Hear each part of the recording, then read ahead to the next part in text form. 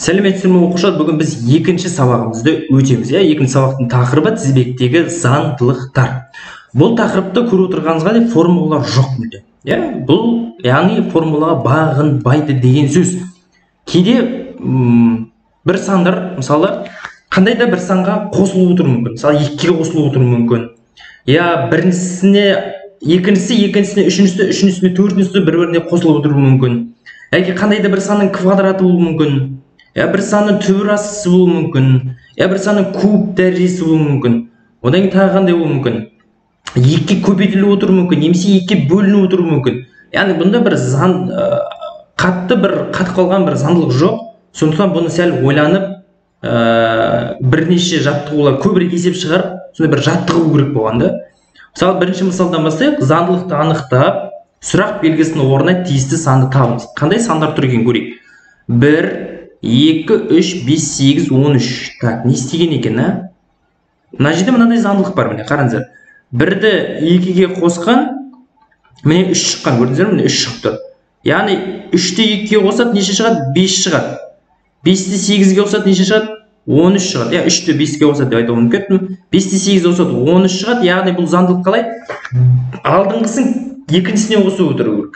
Сол заңдылық болып тұр, сондықтан бұл жерде 8-ді 13-ге қосу керекпіз деген сөз.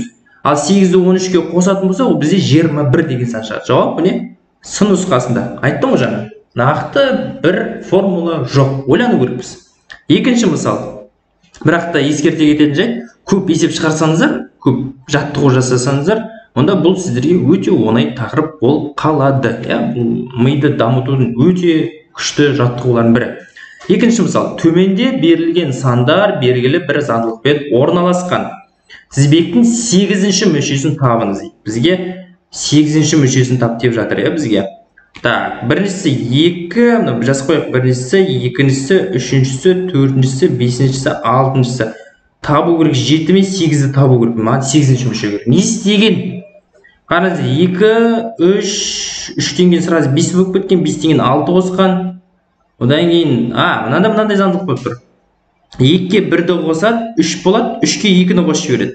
Қайттан 5-ге 1-ді қосады, одан кейін 2-ні қосады. 1-ді қосып, 2-ні қосады, 1-ді қосады, 2-ні қосады. Яғни қараңыздар, былай болады. 2, жазайын, 3, 5, 6, 8, 9. Қараңыздар. Мынау не істейді? 1-ді қосады мына жерге. Екіншісіне нешені қосады? 2-ні қосады. Үшіншісіне қайтадан 1-ді қосады. Төртіншісіне 2-ні қайтадан қосады.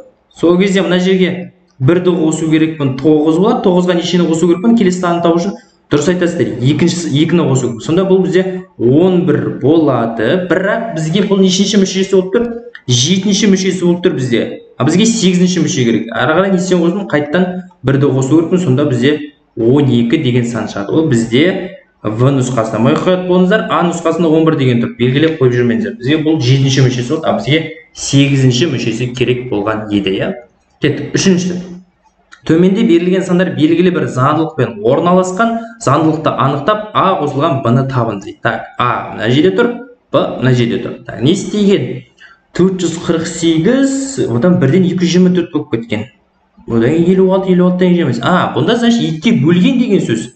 Қараңыздар. 448-ді 2-ге бөледі, 1-1-ден жазып қояқ, 224, 1-1-1 деп кетпін, 56-тан кейін 28, 28-ден кейін бір ұяшықтасақ кеткен, ол Б-ға арналған жерге 7 деп кетейін, арғадай көреміз. А-ның орнына да бір ұяшықтасақ кетейік салайшы былай. Сонда біздер 448-ді 2-ге бөледі 224, 224-де 2-ге бөледі.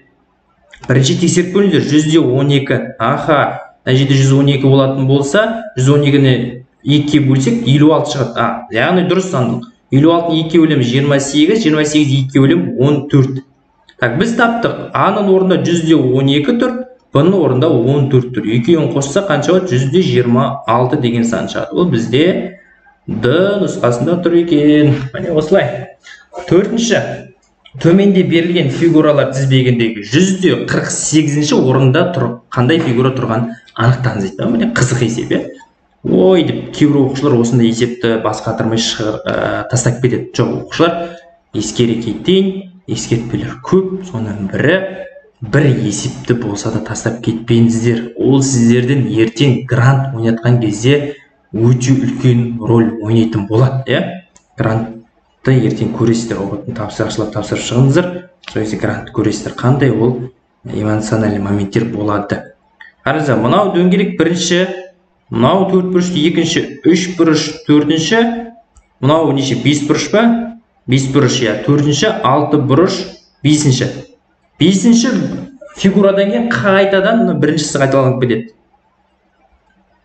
Қайтадан сол фигуралар, яғни бізде неше фигура бар деген сөз? 5 фигура бар деген сөз. Оппа, енді не істеймін? Яғни 5 фигура қайталанып тұр ғой. Яғни бізде 148-ді 5-ке бөлеміз. Я баған түрінде бөлген ыңғайлы болады. Сол кезде бізде нешеден береміз? 2 деген саннан берсек, 2-ді 5-ке бөлсек 10 болады. 4 түседі, 48 болады. 48-ге жақын болу үшін 5-ті нешеден береміз? 9-дан береміз, я 9-ды 5-ке бөлсек 45 болады. Бірақ бізде не қалып тұр? 3 қалдық қалып тұр. Так, 29 рет жазған кезде 5 фигураны қараңыздар. 1 рет жазылады, 2 рет жазылады, 5 фигура, 4 рет, 3 рет, 5 рет, 6 рет, 7 рет жазылған. Солай 29 рет жазған кезде нешінші фигураға келеді қараңыздар. Мен не істеймін? 29-ды қайтадан 5-ке көбейтемін. Сонда менде 145 шығады. Яғни 145-ші орында мына фигуралар полный бір круг, то есть 29 круг айналып шықты. Енді не қалды бізде? Бір круг, 29 круг айналып бітті ғой, 29. Енді істейді? Қайтадан круг басталады. Қайтадан неше? Бірінші фигура тұрады. Қайтадан екінші фигура, одан кейін үшінші фигура тұрады.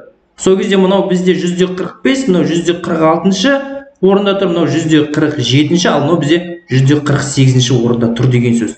Ал бізде үшінші фигура не ол? Бізде 3 бұрышында жауап бізде В нұсқасында болады деген сөз. Егер де түсініксіз болатын болса, видеоны қайтадан артқа қойып қарап шық, иә? 148 не үшін 5-ке бөлдік? Не үшін 29-ды қайтадан 5-ке өттік? Яғни 129 круг шығып кетті бізде.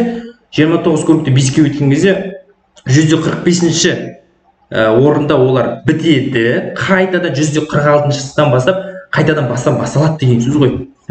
Осындай есептер үй жұмысында да болады, мұқият болыңдар. 5-ші мысалы, 1, 4, 10, x, y, 94 тізбегі белгілі бір заңдылықпен жазылған. Y-тен x-тің айырмасы табылады. Мұқият болыңыздар, Y-тен x-ті азайту керек. Біз көбісі x-тен y-ті азайтып қояды. Себебі x бірінші тұр. Қандай заңдылық тұруы мүмкін мына жерден? Так, 1-ден кейін 4 болып кеткен, 4-тен 10 болып кеткен, одан кейін 94 болып кеткен. Қайтып істейміз? Мүмкін 2-ке көбейтіп, 2-ке қосқан, көрейік. 1-ді 2-ке көбейтсек, 2-ні қосамыз, 4 болады. Сол 4-ті қайтадан 2-ке көбейтіп, 2-ке қоссақ бізде 10 болады. Көздеріңізді соңына дейін жеткізіп алыңыздар. Көзім соңына дейін жетті деймін, сондай болады. 10 шықты ғой, міне 4 шықты, 10 шықты, мына жердегі міне. Енді x табу үшін есем 10-ды, соңында 94 шығу керек. 10-ды 2-ке көбейтемін, 2-ке қосамын. Так, 22 болады. Так, но бізде x деп тастап кетейік.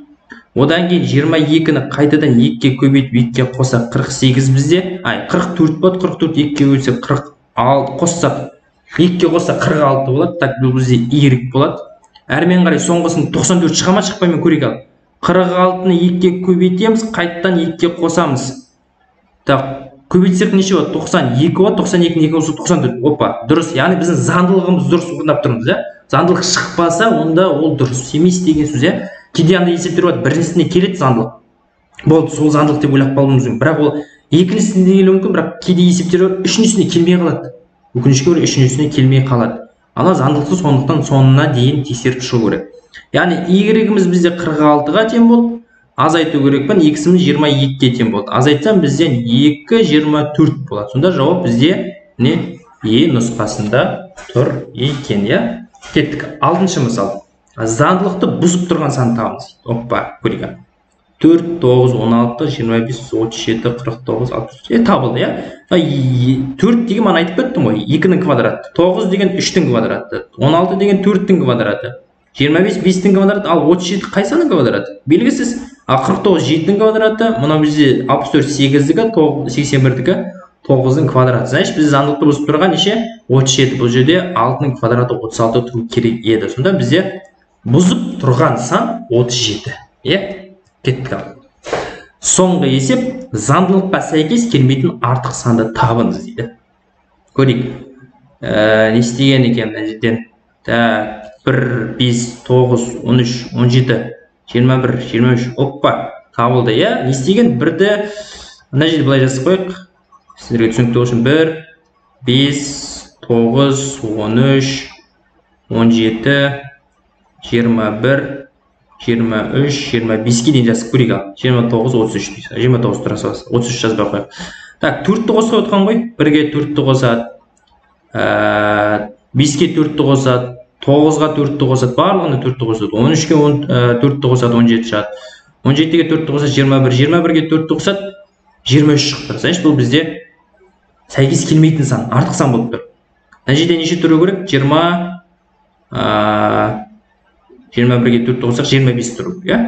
25-ті қайттан 4-ке қосақ, 29-ға қайттан 4-ті қосақ 33 шығады. Яғни бізде заңдылықты бұзып тұрған 23 деген сан. Жауап В нұсқасында. Міне оқушылар тағы да айта кетейін. Заңдылыққа сәйкес болу үшін бірдей санға арту тұру керек. Мынайда бір заңдылықты тұру. Бірдей санға қосылып отырады. Яғни бұл түбір ол мысалы мынау 6-шы есепте қандай да бір сандардың квадраттары болып кетті, натурал сандардың квадраттары.